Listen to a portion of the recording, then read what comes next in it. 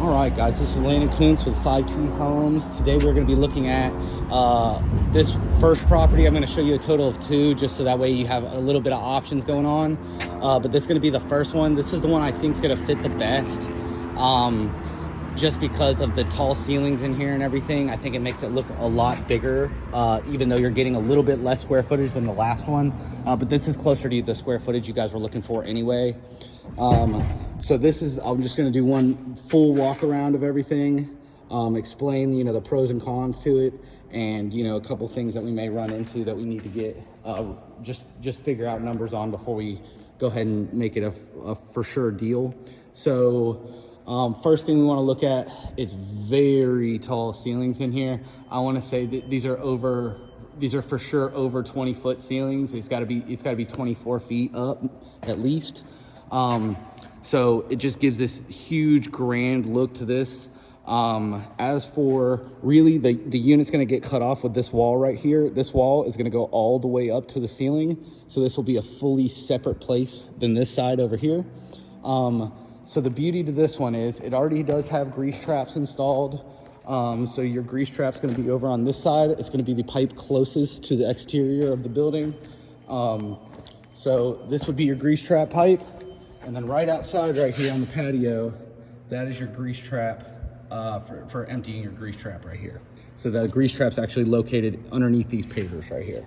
So grease trap's already in place, plumbed out, ready to go. This is your sewage already plumbed out, ready to go. Here's your panel.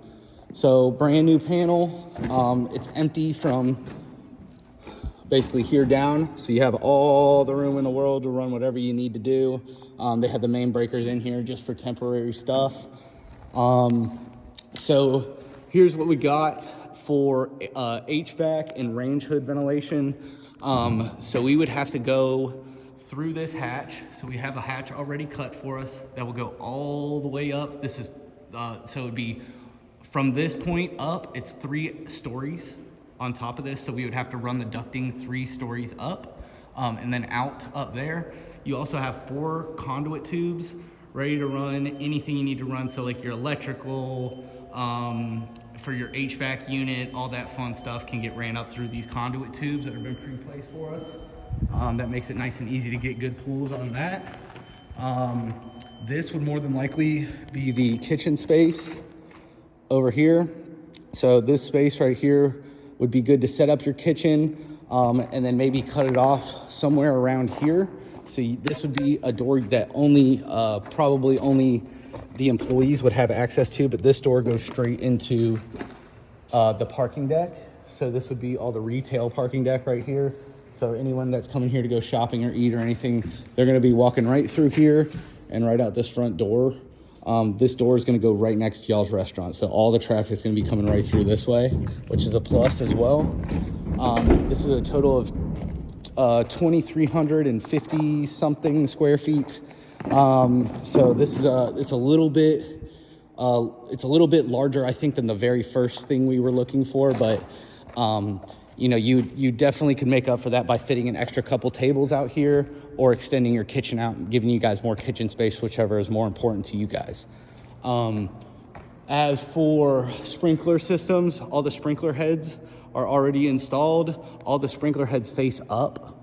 So if you did want to put a drop ceiling in down here, we would have to turn the sprinkler heads to face down and swap each sprinkler head to be a downward facing sprinkler head. The spray pattern is different, so that's why we'd have to swap that. So again, you have about 40 sprinklers in this unit.